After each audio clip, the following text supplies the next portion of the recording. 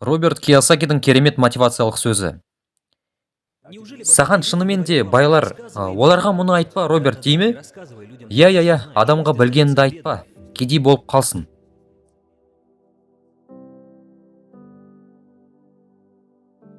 Мен сізге ақша төлеген сәтте, сіз қызметкер сияқты ойлайсыз. Төлем алған сәтте, миыңыз өшіп қалады. Бұл тұзақ. Кәсіпкерлер тегін жұмыс істейді. Табысқа жетуді қалайтын болсаңыз, оған қалай жетуге болатынын ойлайсыз. Мектеп жүйесі сізге жұмысшы, дәрігер немесе заңгер, өз ісіңіздің маманы болуды үйретуге арналған. Бірақ ол сізге ақшаны дұрыс басқаруды үйретпейді. Кедейлер әрқашан арамызда болады. Өйткені ол сіздің басыңызда басталады. Бұл олардың сөздерінде, ал сөздер шындыққа айналады. Мен оған қол жеткізе алмаймын, немесе қолымнан келмейді дегенде, олар сол сәтте бас тартады. Олар айтқан нәрсесіне айналады. Байғұс әкем маған, сен мені кім деп ойлайсың? Мен ақша басып шығарамын деп ойлайсың ба? Менің қолымнан келмейді деп айтатын. Ал бай әкем, сол үшін ол кедей дейтін. Кедейлер, мен оған қол жеткізе алмаймын, қолымнан келмейді, уақытым жоқ дейді. Олар өздерінен қашады. Бұл тұйық шеңбер. Мен мұны істей алмаймын, немесе мен өте шаршадым, немесе мен жаттығу залына бара алмаймын деп айту өте оңай. Бірақ сіз бара алатын сәтте, жоқ, мен бара алмаймын дейсіз. Ал шындығында сіз спортзалға баруға тым жалқаусыз. Ал бай әкеңіз қолым жетпейді деген орнына не айтты? Ол қалай мен оған қол жеткіземін деді. Немесе мен мұны қалай істей аламын? Сұрақ ойыңды ашады, ал мәлімдеме оны жабады. Сондықтан сіз менің қолымнан келмейді деген кезде, сіздің ойыңыз жабылып, сіз айтып жатқан нәрсеңізге айналасыз. Дәл қазір үйде отырған қарыз жағадан қиналып, ақшаға уайымдайтын немесе бірдеңеге көңілі толмай жүрген адамдар көп ақша тауып жатқан шығар. Бірақ істеп жатқан істеріне шынымен риза емес. Бәлкім, оларды солай үйреткен болар. Саған сен ешқашан бай болмайсың, немесе байлық жамандық тиді. Кедейшілік беріледі. Сізге мұны сіздің отбасыңызда үйретеді. Орта класс осылай туады. Ойыңызды өзгертпейінше, ақша сізге көмектеспейді. Солай емес пе? Ал көп ақша табатын адамдардың не болатынын көріп отырмыз. Олардың әлде бірдей проблемалар бар. Өйткені олар кедей адамдар сияқты ойлайды. Егер сіздің ойыңыз нашар болса, сіз әрқашан қаржылық жағынан кедей боласыз. Ақша өте тез бітеді. Мысалы, кәсіби спортшылардың көпшілігін алайық. Олар миллиондаған доллар табады, және олардың 65% 5 жылдың ішінде банкротқа ұшырайды. Себебі олар тұрмысы төмен отбасылардан шыққан.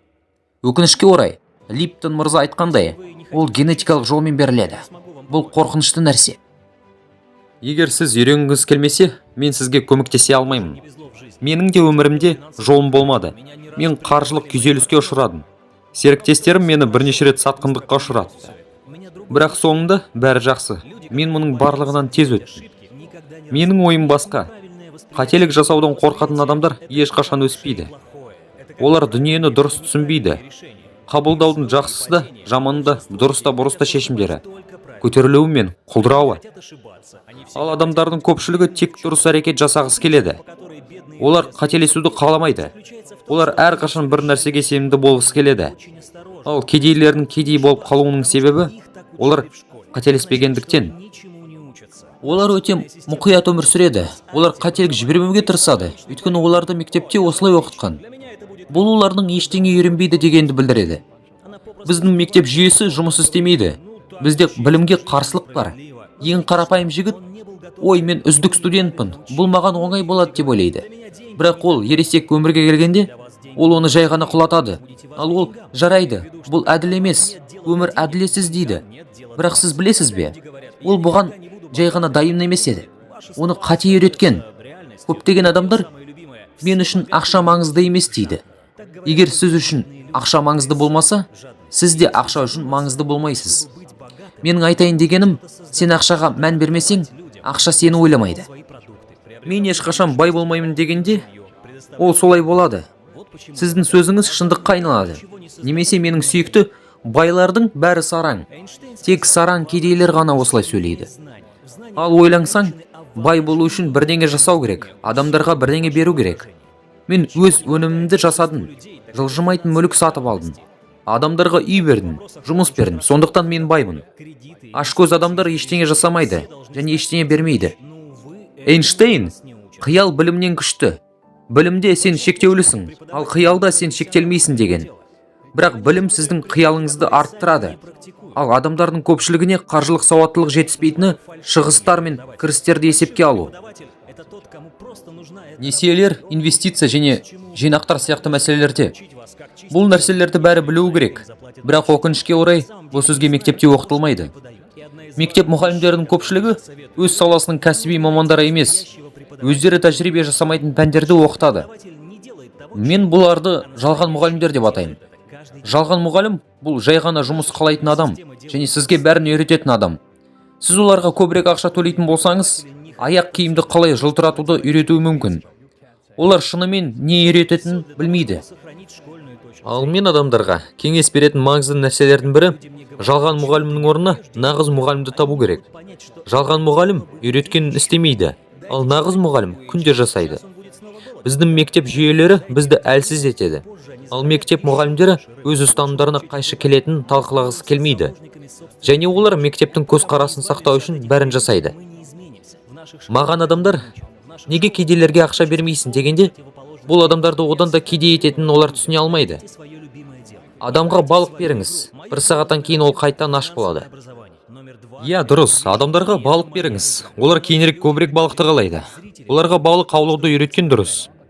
Біз өз әдеттеріміздің кепіліне айналамыз, және бұл әдеттерімізден арылмайынша, біз өзгермейміз.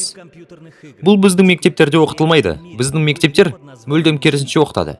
Мен әрқашан жастарға айтамын, сүйікті ісіңді тап, ойыныңды ойна. Менің бірінші нөмірім қаржылық білім беру. Екіншісі жылжымайтын мүлік. Ал бұл менің ойыным. Көптеген адамдар ойыншы болудың орнына көрермен болғанды жөн көреді. Бай болудың тамаша тәсілдерінің бірі шынайы өмірде монополия ойнау. Ал компьютерлік ойындарда керемет болуды доғарыңыз. Шынайы әлемде өмір деген ойында керемет болыңыз.